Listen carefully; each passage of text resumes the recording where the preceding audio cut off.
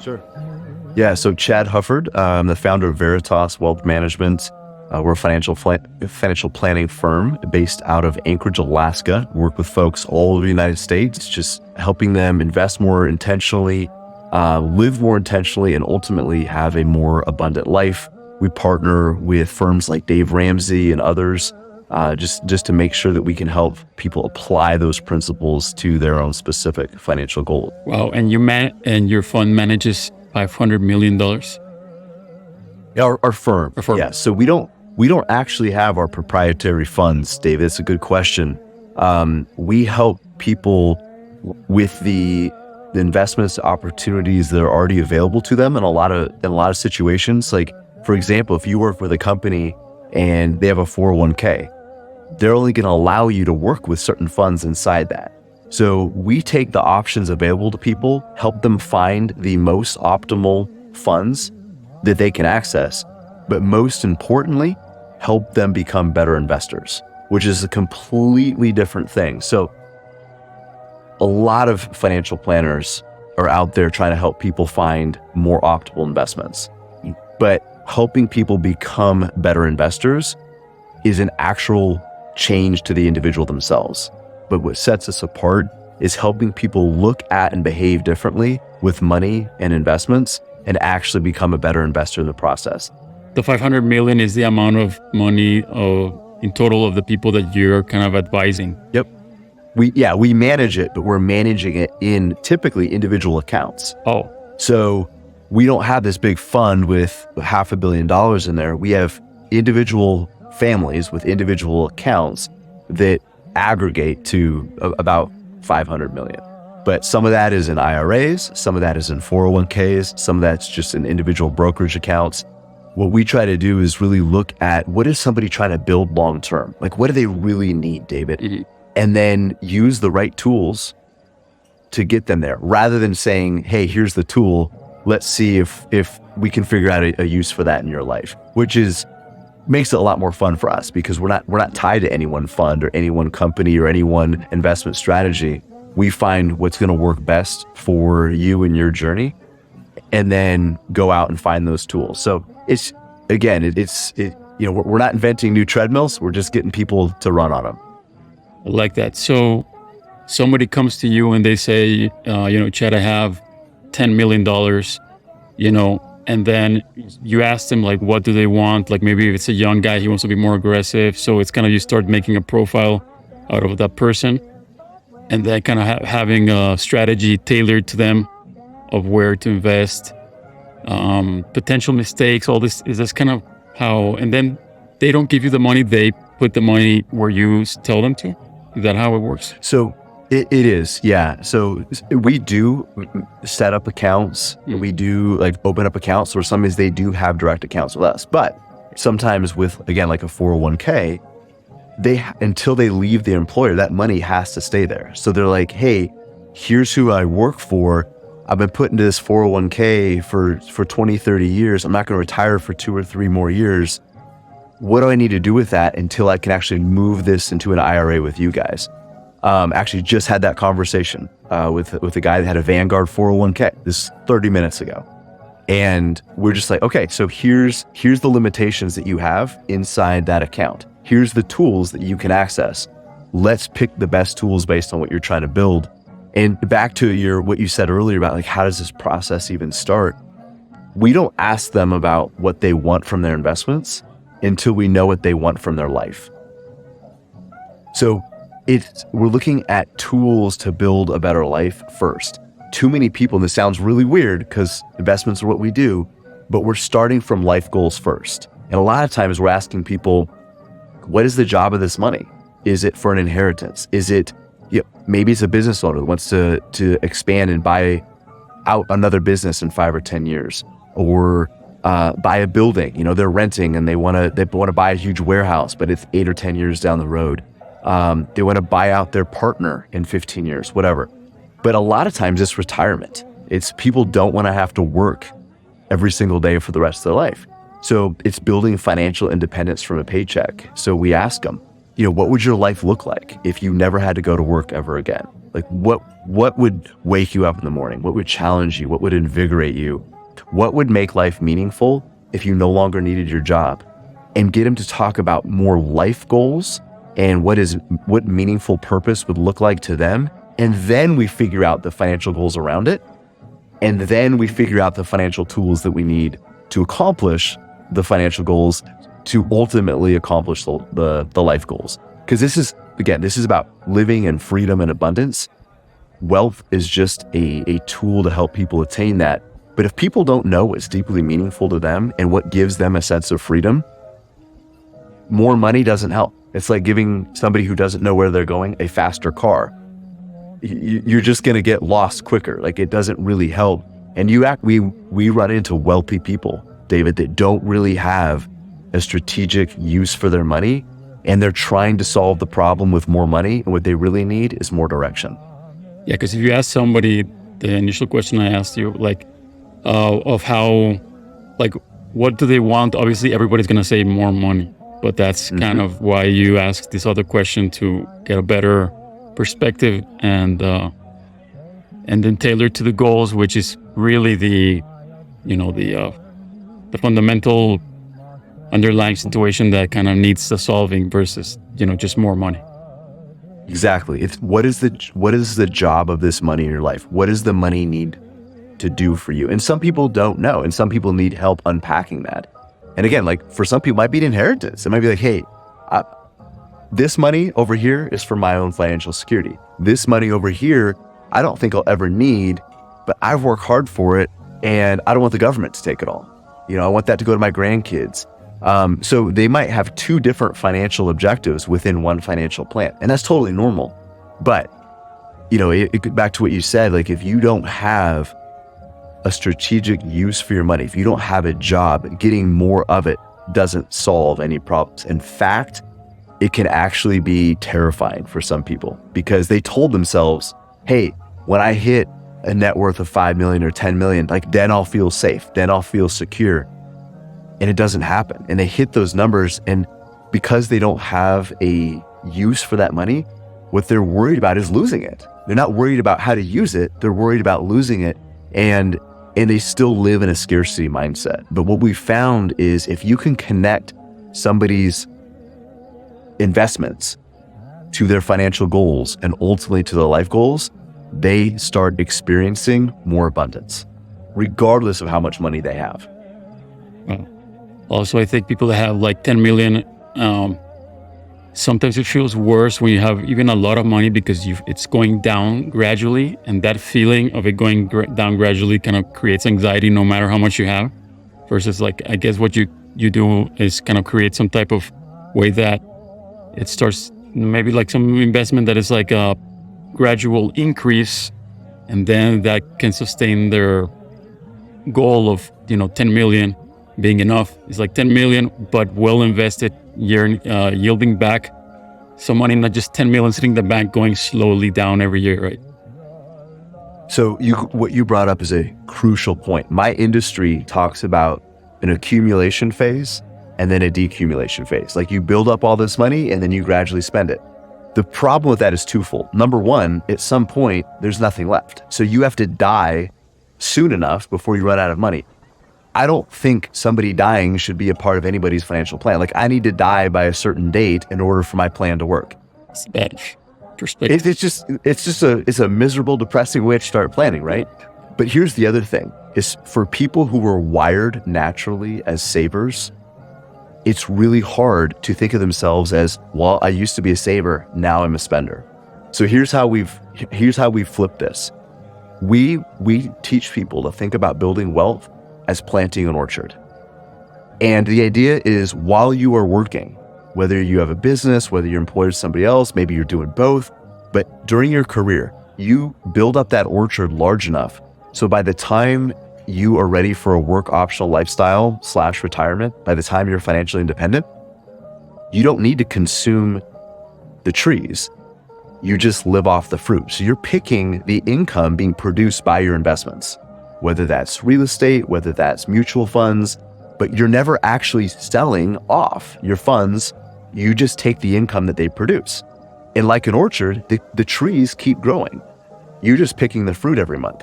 So that does a lot of things for the individual. Number one, their identity is not saver versus spender. It's, hey, I'm a farmer of this orchard. I'm in the harvest season now. I'm no longer in the planting season. I'm in the harvest season. But their orchard keeps growing. The trees keep getting bigger. So they also don't have to worry about running out of money, because if they're never selling the trees, they can't outlive it. And then the last piece, and this is also really critical, is when somebody opens up their 401k statement, their IRA statement, their brokerage statement, one of the first things they look for is the statement value. If I were to sell everything I have right now, how much money could I get for it? Well, if you have a mentality of I'm a farmer with an orchard, you're not worried about how much your trees are worth at any given moment. What you're concerned about is how much income can this orchard produce over my lifetime? It's an income focus rather than a principal focus. So we can ignore those temporary price fluctuations because they're always going to be there. I mean, we've seen it pretty wild over the past year and a half, but investing in companies is always very, very volatile.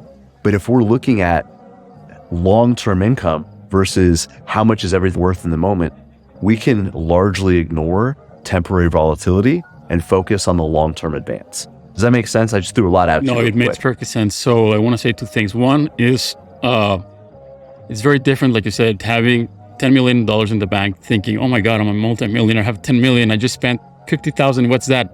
Than to say, well, I have 10 million that's giving me this amount of income. Now you have a budget that you're aware of.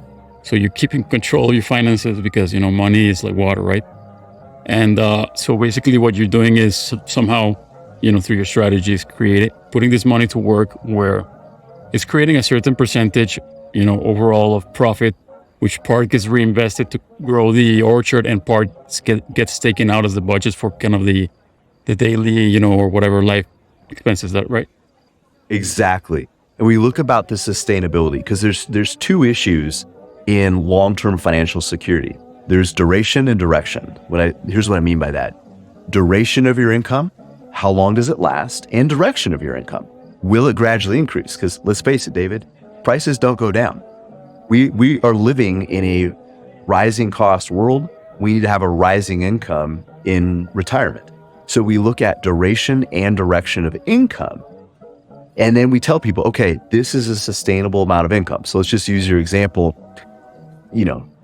Somebody with a $10 million net worth, we look at our formulas, we look at their specific strategy, their needs, and we say, okay, $1.5 million, or not $1.5 million, that'd be too much. But maybe it's $500,000 a year or something is a sustainable income based off of that. So yes, your orchard is worth 10 million, but your income, what you're living off of, is going to be this smaller piece. So to what you just said, it keeps them from thinking like we have $10 million to spend. It's like, no, you've got maybe $40,000 a month you can spend, which is still a lot, but you don't feel like you can blow through this giant piece, because what we don't want is somebody stealing from the 80-year-old version of themselves. So it keeps them, it kind of keeps them somewhat constrained so they don't overdo it. And it also gives them a very clear message of here's what you can enjoy today without stealing from the future. So when they go on the vacations, when they buy the Porsche, when they do the things they've always wanted, they don't have that guilt like, am I stealing from 80-year-old version of me, or am I going to live too long and I'm run out of this? No, this is sustainable. So this amount of income that you're getting every month, every year, enjoy it, because just like an orchard, the trees reproduce that every single year. Yeah. So I wish I would have met you before I blew all my inheritance money. But you're asking great questions. I mean, the way you're thinking about this is absolutely correct. It's very different though from how a lot of people think about it, where it's almost like they have a fixed amount of money and they just gradually burn through it. But then what happens if you live longer than you're expecting to? What happens if prices continue to rise, which they almost certainly will? And people run into a lot of issues 5, 10, 15 years down the road when now they're too old to go back to work. that they could have addressed in their 40s, 50s, and 60s before they stopped working. So trying to get people to solve problems before they're facing them. That's a huge part of what we do. And that's even more important than all the investment, just simple mindset and, mistake avoidance can be more profitable than the most advanced quantum, George Soros black box algorithm, just the basic of human, mistakes, that temptations, that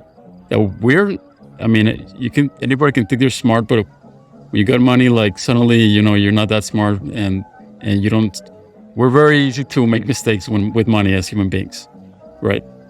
Money is a very emotional trigger, right? And it is hard to make money decisions without emotions getting involved. When emotions get involved, we're more likely to make mistakes. So you said it. I'm just going to kind of make it punchy, but we are mistake managers. That's a huge part of what we do, is keeping people from blowing up their own financial house, helping people avoid those costly mistakes that are so prevalent. And it's not a knowledge issue.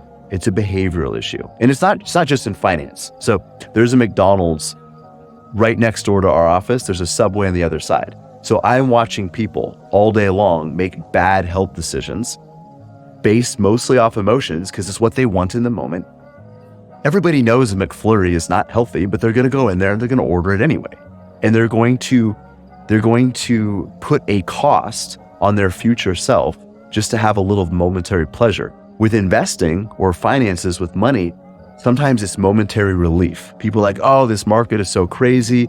I just want to be in a safe investment. And they sell off companies at a discount to move their money into cash that gradually gets eaten by inflation. But what it does, it gives them momentary relief. It's an emotional decision, but it's a huge mistake. So yes, to your point, we absolutely do that. Managing mistakes is maybe the single most important thing that we do, because it doesn't matter how good your investments are. It doesn't matter how good your plan is. If you don't follow it, if you blow it up, none of that rest matters. That's the whole thing goes two. up in smokes. Yeah, basically everything is step one. Once you get that, then you can worry about step two, which is the other, stuff. But a lot of in this podcast, we talk a lot about mindset and psychology. And, I always talk about how humans, we overestimate ourselves way too much. We think we are like much smarter than we are. We have like so many blind spots. So you've seen that more than anybody. And I just want you to tell the people, because everybody thinks not me. How much percentage of the people that, with your experience, how much, and I know it's not an exact number, but just so people kind of realize how many people in general make all these terrible mistakes with money? So I would say most of the folks that we sit down with, that I work with personally, have a net worth between 2.5 and 5 million. And I would say 80% of those people have made a financial mistake that has cost them at least $250,000. So that's what I was thinking. It's probably around the 80%. It's probably the rare individual that does not mess it up. And I also think the more money you have, probably the more mistakes you have, because the emotions, the mental loopholes get also bigger in a way. Because if you just have 2 million, you're more careful because it's not a huge amount. But if you're like Mike Tyson, getting 50 million, 100, then suddenly it kind of gets spiral even more out of control, right? Well, you're right, but there's also some other components to that too. And so the impact of your mistakes are more costly the more money you have. But just think about this. Let's say you have $100,000 in your 401k and you're in your 30s and it goes down 20%. It goes down 20,000. That hurts. Nobody likes to see that, and it's painful. But as a 30-year-old, you're thinking, I'm not going to need this money for 30 more years. I have time to build it back, whatever. But now fast forward, that same person, let's say they have 5 million in their 401k, it goes down 20%. It's the same percentage, but now it's not 20,000. Now their account is down $1 million. And maybe they're 2 years away from retirement.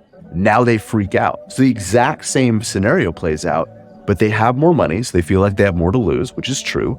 They're closer to retirement, which a lot of people look as a finish line, not a new chapter in their life. So they feel like I only have a year or two to make this up, which is not true because you don't die when you retire. You get freedom when you retire. This is still a long-term investment. And there's plenty of time for your orchard to recover. So people get more emotional because they're closer to needing the money, or they're in this season where they are harvesting. Like, oh, I can't accept this. And they panic, they freak out, or their account is temporarily down. So then they double down over here to try to make that money up real quick, maybe go into individual stocks or options or something super risky. So it's a cascade of mistakes at that point. So it's not just, more money can increase stress just because it's more, but also the stage you are in your life can increase the stress as well. And I want to make the point, when I said that about 80% of the folks that I work with have made a multiple six-figure mistake. These are people that are relatively wealthy, $2.5 to $5 million. They're very well off. They've made this mistake and they're still doing okay. So I couldn't even tell you, and these are people that they're successful, they've done a lot of the right things, and they've still made very costly mistakes. If you take the average investor that never even gets to that point, I would guess, I don't know for sure, but I would guess a major financial mistake is probably well above 90% of people. That's a guess. Don't hold me to it. But yeah. I'm working with a very high caliber class of individual, and most of them have made at least one very costly mistake. Yeah. So basically, we could almost say that, in general, everyone that is not educated and prepared and advised will mess up very likely. And that's the other thing too, is you could look at somebody who, let's say they're 55, 60 years old, and they've said, I've never panicked out of a market. I've never chased some, cryptocurrency fad or some,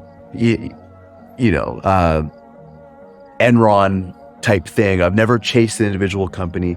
I've never mortgaged my house to buy more stocks, or I've never made any of these financial mistakes that people have made. It's kind of like saying, I'm going to stop wearing my seatbelt because I've never been in a car accident. Mm-hmm. And because it's never happened to you, that's great. But to say it'll never happen, I don't need a financial coach. I don't need somebody in my financial team to help prevent mistakes is, I think, super dangerous. I hire coaches for myself because there's a lot riding on this. I'm human. I make mistakes. I'm fallible. Just because I've never made this mistake before doesn't mean I'll never make it in the future. So I want to have people in my corner that hold me accountable, because I'm holding several hundred families accountable. As a business, we work with about 1,000 families. I have other advisors. So I'm holding my advisors accountable. They're holding people accountable. If I start slipping up, it's a trickle-down effect. So I have coaches because it matters that much. And to say that just because I've never done this thing means I never will is, I think, short-sighted thinking. Just that thought alone is already a warning sign of overconfidence and almost arrogance, and an unawareness of the mind, because it's like the gambling mindset. Everybody's vulnerable to it. Even somebody that thinks that they don't like to gamble, suddenly they make an investment, they lose it. Now they're trying to chase that loss. Suddenly they're in the gambling mindset without even knowing about it, and then suddenly they lost everything because they fell into that trap, because they were. And maybe those people are even the ones that are more susceptible because they've never even made the mistakes to begin with, so they're not even aware. They're even more prone to make them because they've never learned from it personally. Well, and there's something to that, David. It's a very keen perception. Sometimes if somebody has made a huge mistake and they take responsibility, because these are the things I listen for. I'm talking to somebody. If somebody blames on the stock market or blames on their employer, my employer didn't give me very good 401k options, or the stock market did this, or Joe Biden or Donald Trump did this to me.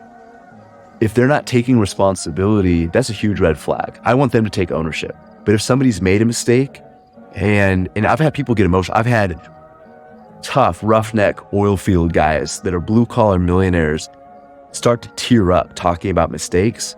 and saying, I will never do that again. That's way more powerful than somebody to whom it's just theory because they've never panicked out of a market. I had a guy in here last week. He's been working in the Alaska oil field for almost 40 years.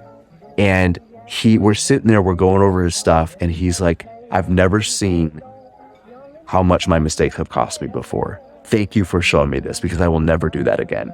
And it was this huge moment for him.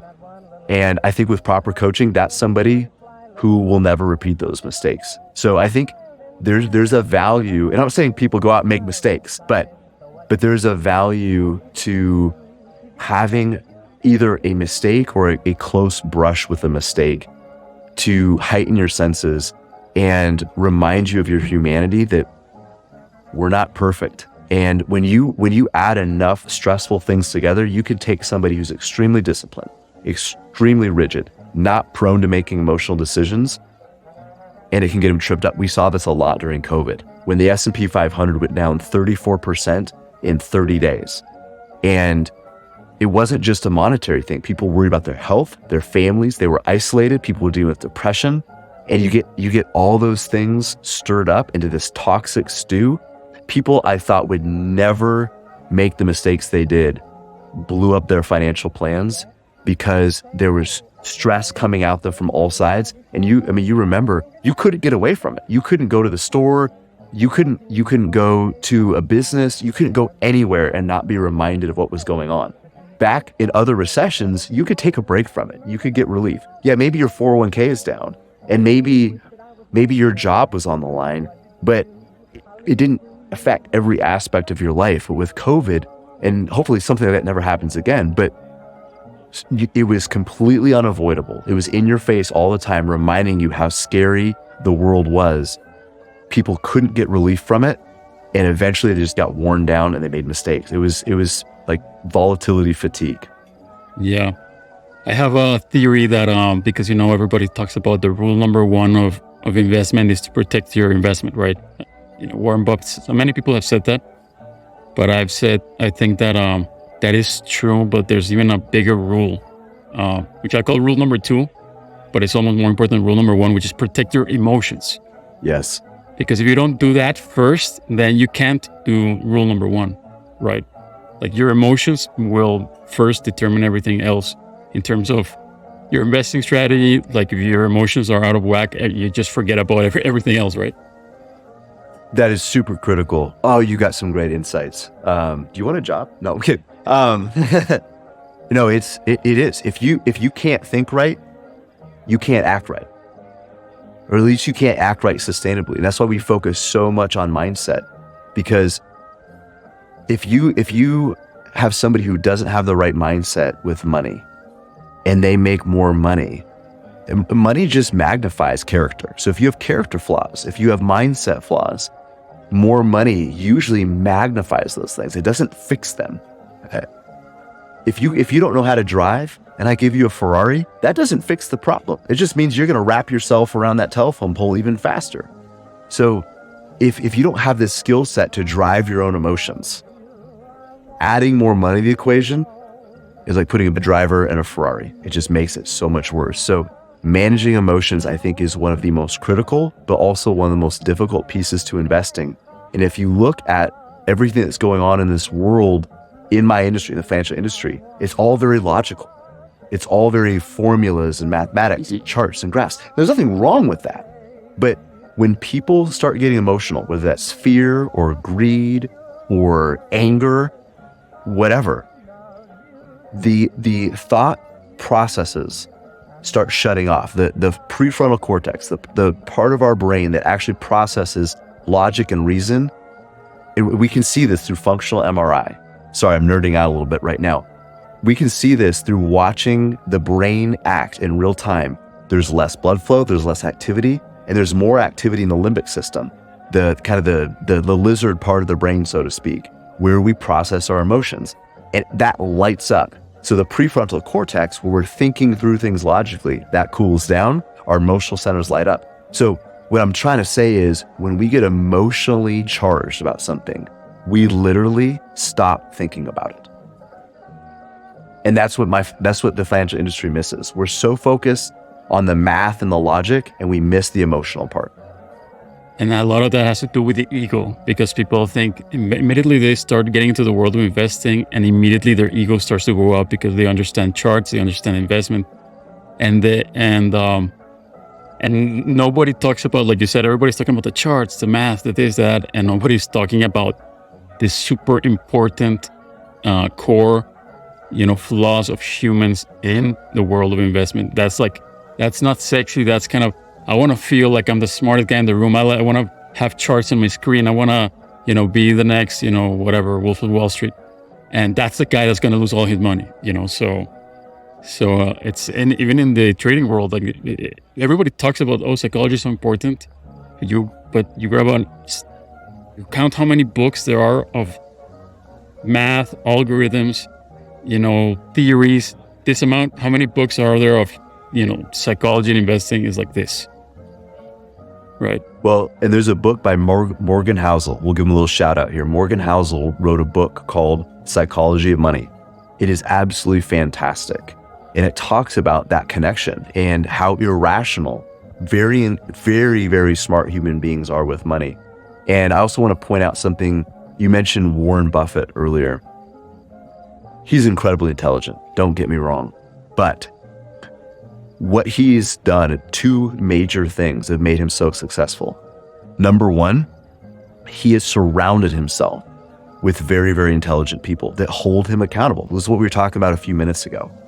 Realizing that he is, at the end of the day, still human. So he's entire career surrounded himself with very, very intelligent people that make sure that he doesn't veer off the path.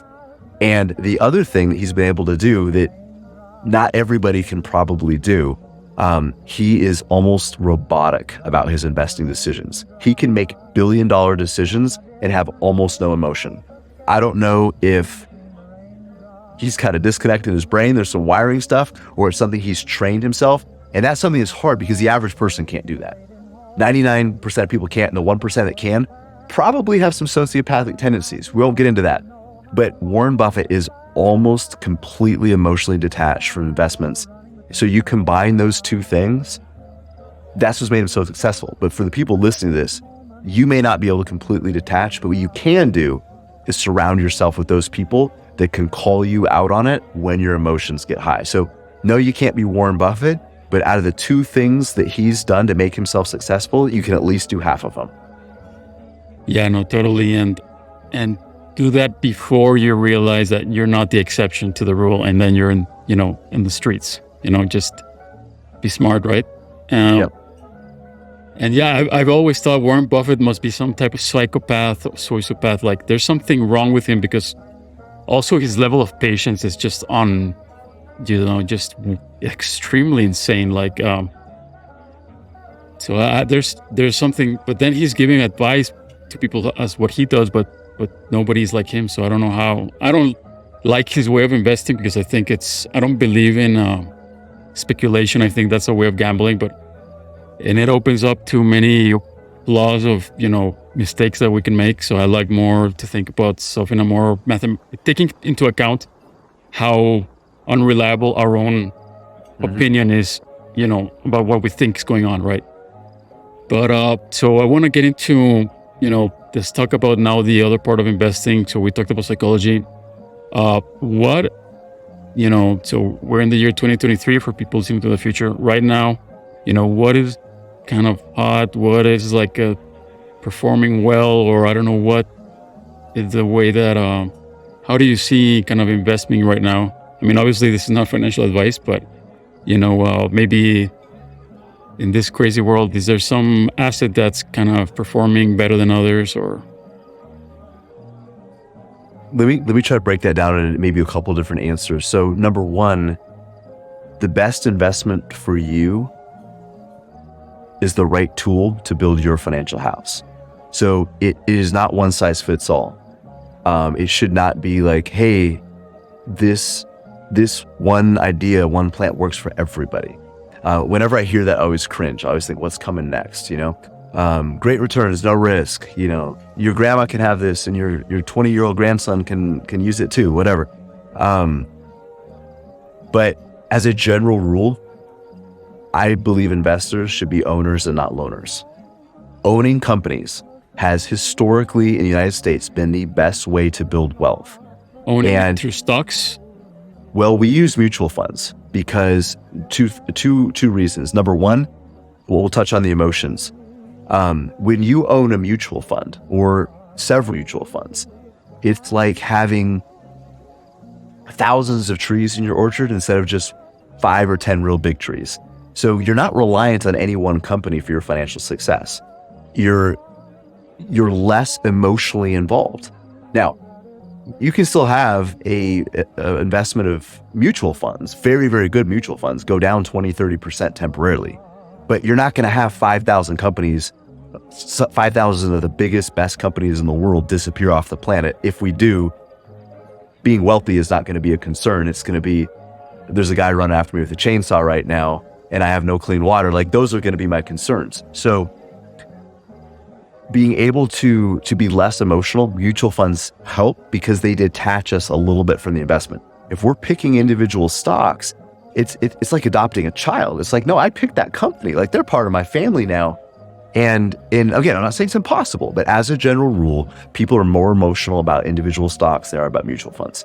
The other nice thing about mutual funds is diversification. Again, like I said about the orchard, you don't own 5 or 10 huge trees. You own thousands of little trees. So if a few of those trees die, it's okay.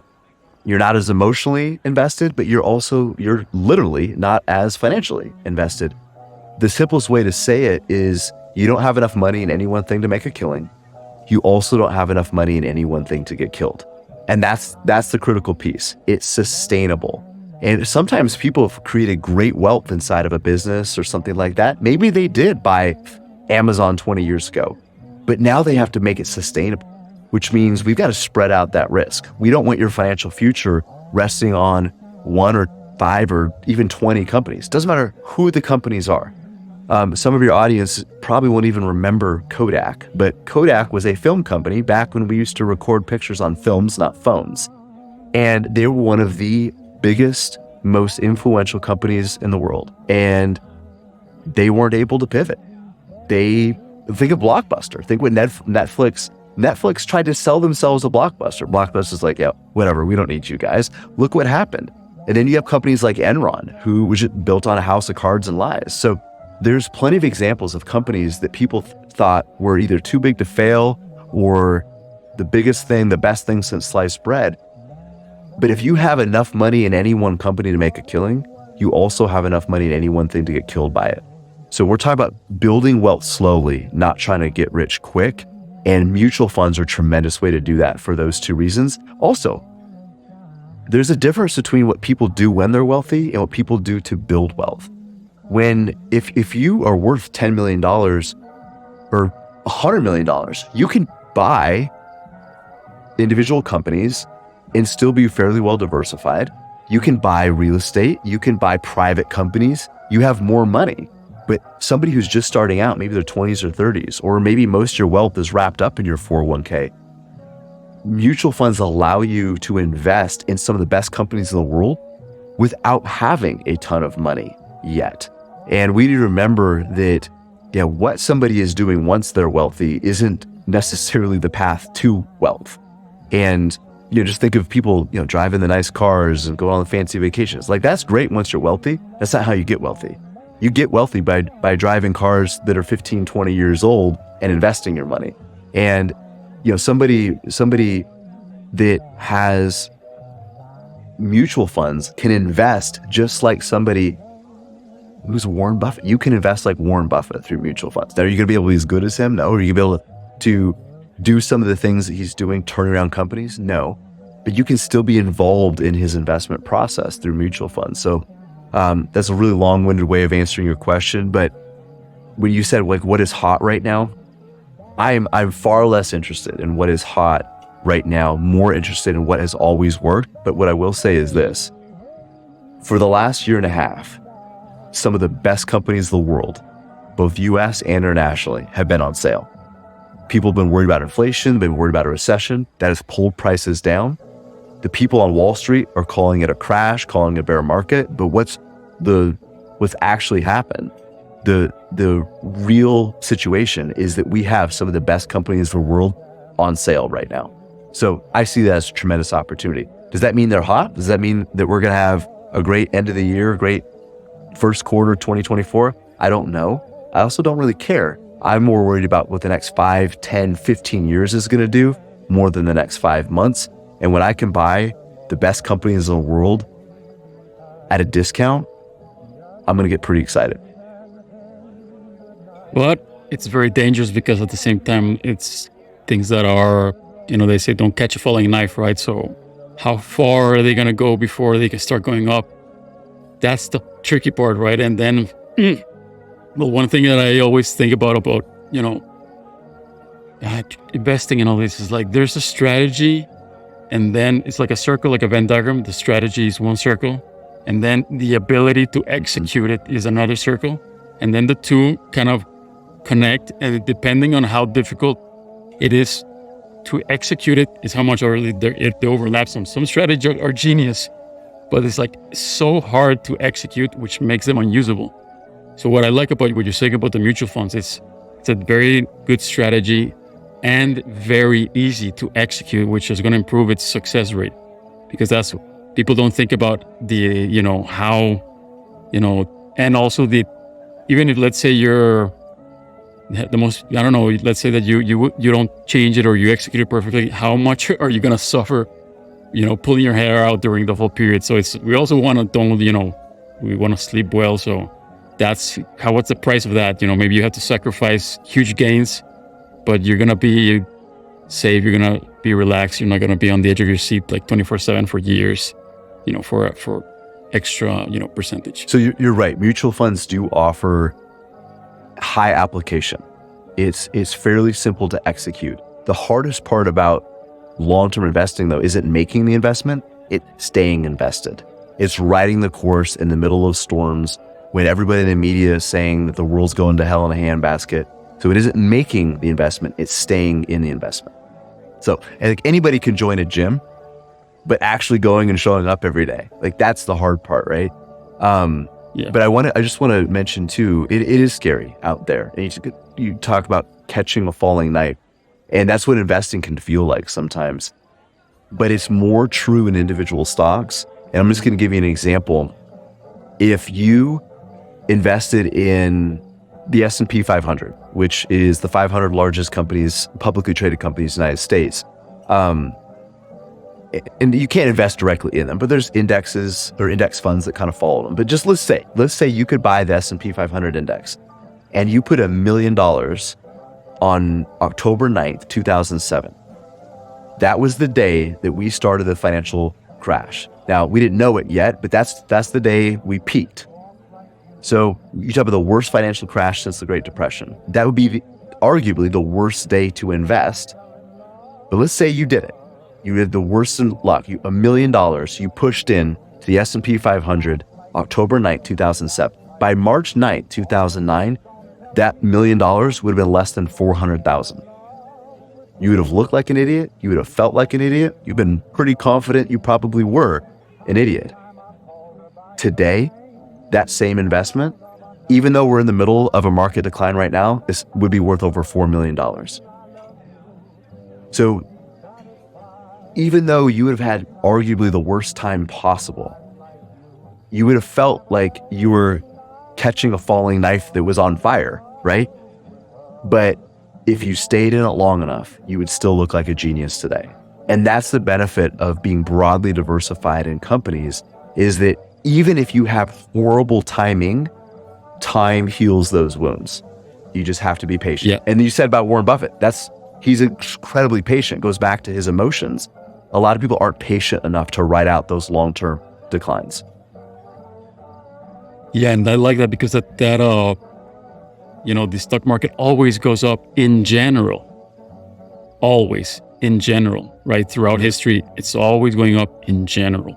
But if you pick and choose where you think is going to go up the most, that's where you expose yourself to, those huge.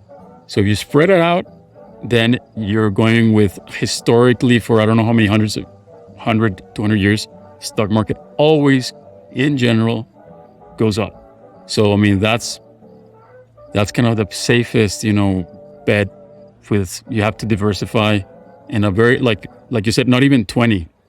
I think that at least has to be mutual funds. I don't know how many there are in each one, but it's hundreds. Hundreds, right? sometimes even thousands. Yep. So yeah, I mean it's because it only takes 1 second to decide to sell everything. When you can't take it anymore, and it's always in the worst moment possible when you kind of get to that.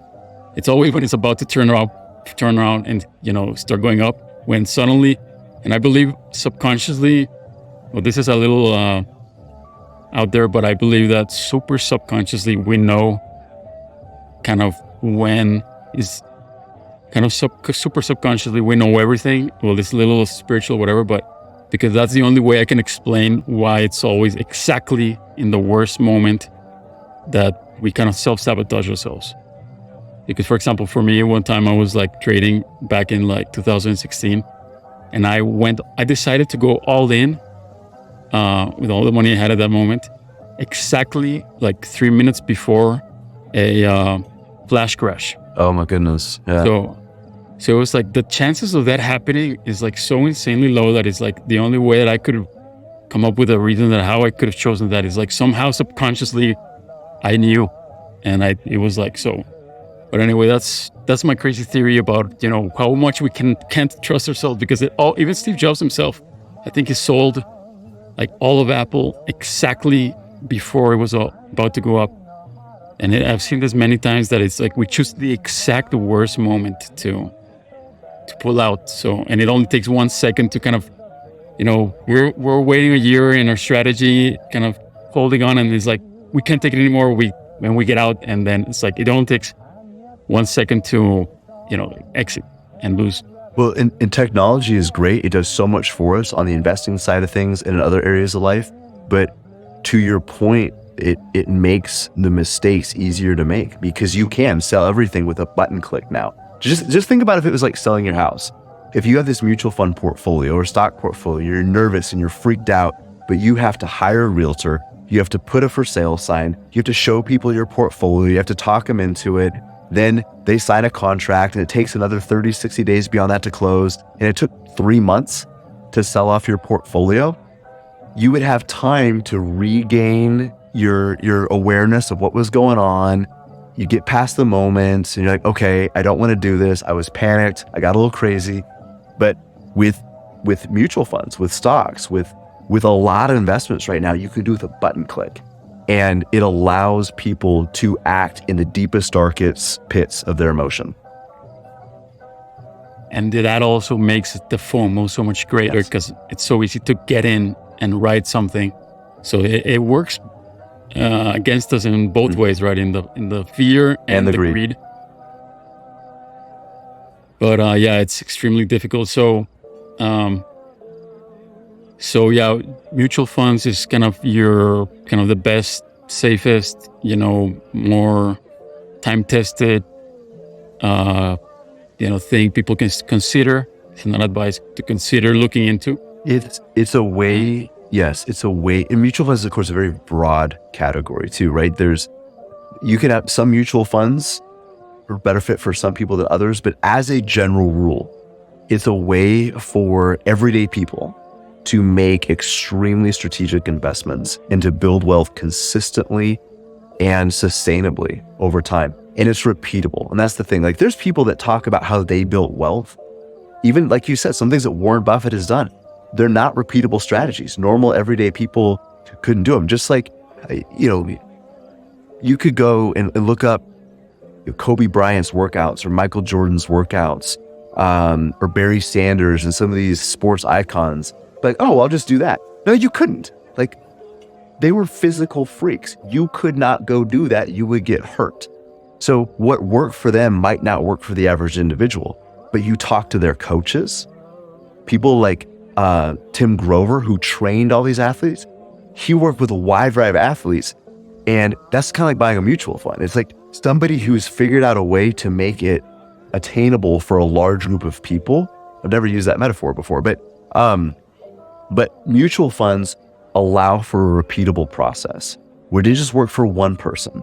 It's built wealth for millions of people. So I'm not saying it's the only approach that works, but it's time tested and it can work for almost anyone. Exactly. Yeah, I mean, yeah, there's a reason why, so many, even the most brilliant people in the world, hit themselves, crash to a wall in the stock market. So it's not only you might be very smart, but that's not enough, and even that you're still going to make a ton of mistakes, and you don't want to make the mistakes with all your money on the line. So it's so yeah, I really like everything that you said. I mean, we're getting close to the end. I'd like you to tell, people, where they can find you, maybe a little bit more or something else you want to tell about the service you're giving. And yeah, please. Well, we've talked a lot about mindset and psychology, and hopefully that hasn't pushed people away. But I do want to remind people that what you do, your own behaviors, your choices, that ultimately is the biggest driving factor. Whether, your 401k is with Fidelity or Vanguard, or whether you like this mutual fund company, that mutual fund company, or, maybe you're going to do it a completely different way. But as an individual, the reason psychology and mindset matters is because as an individual, we are the biggest variable in our own success. And if you as the individual aren't looking at something the right way, it doesn't matter what tools you're using, you won't get the most out of that tool. They won't be effective for you. So that is a caution, but it's also an encouragement that take control of what you can do and don't worry so much about what you don't know. And for folks that want to learn more, or they're intrigued, or want to figure out how to apply some of these principles to your own financial path, our website is veritasalaska.com. If you have questions, you can email us at ask@veritasalaska.com. We just started consistently posting encouraging, educational and empowering messages up on Instagram. So it's new, but we've got a lot of content already in the works that we're just sprinkling out there that goes a lot in line with what we're talking about here today. So they can find us on there. It's veritas.alaska on Instagram. Great. I'm going to put everything in the show notes, so it's going to be there as well. But it's great that people that are listening can also search it right now. And any last words you want to say before we go? Or that was everything? You know what? That was most of it. And yeah, your future is too important to go at it alone. Surround yourself with the right kind of people that are going to hold you accountable, encourage you, and keep you moving in the right direction. That's awesome. Chad, it's been such a great conversation. I really enjoyed it. I learned a lot, and I'm really happy that, you're helping people, keep their money and grow it and, live a good life.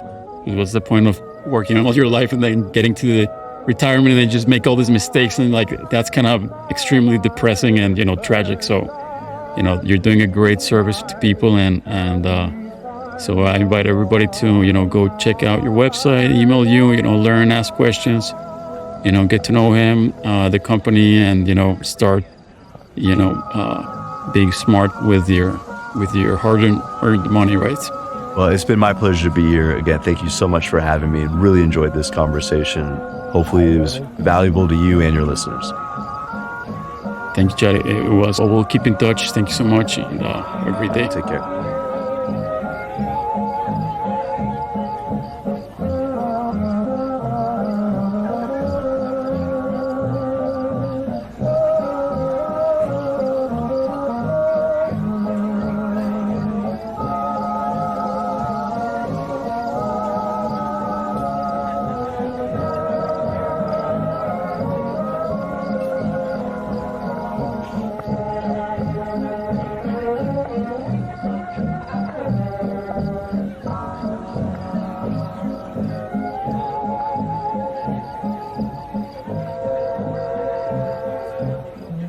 The moon and all its splendor, here am I, but you are far.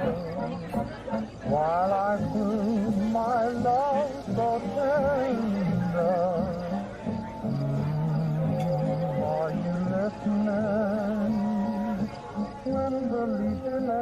and sleepy shadows you will find me waiting, always calling to you. High above, a lark is whistling,